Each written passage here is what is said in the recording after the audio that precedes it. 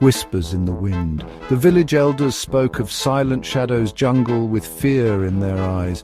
They whispered of a haunting presence, a woman who wandered the jungle paths at night. Her wails, they said, chilled the very marrow. No one dared venture into the jungle after sunset. It was a place where shadows danced and secrets lingered. Arjun, a young journalist hungry for a story, heard the whispers. He scoffed at the superstitious tales. Ghosts weren't real, he told himself, but something about the villagers' fear intrigued him. Could there be some truth to their stories? Determined to uncover the mystery, Arjun packed his bag. He wouldn't rest until he found answers. The journalist's quest. His backpack was filled with essentials: a torch, a first aid kit, a camera, and a notebook. The villagers warned him against it, but Arjun was resolute. "I'll be back by dawn," he assured them, a confident smirk playing on his lips.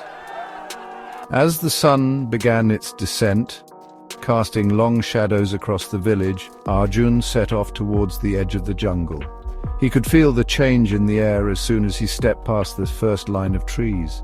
The air grew heavy, laden with the scent of damp earth and decaying leaves. The sunlight struggled to penetrate the dense canopy, casting the jungle floor in perpetual twilight.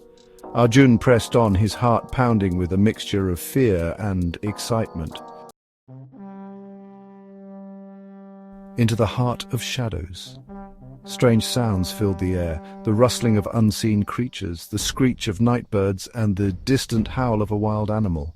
The deeper he went, the more oppressive the atmosphere became. The jungle seemed to close in around him, a living, breathing entity determined to swallow him whole.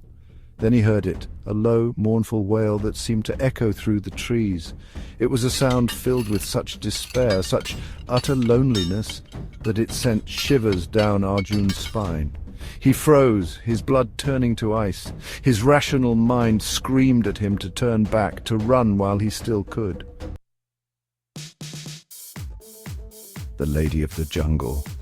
But something compelled him forward. He had to see, had to know the source of that chilling sound.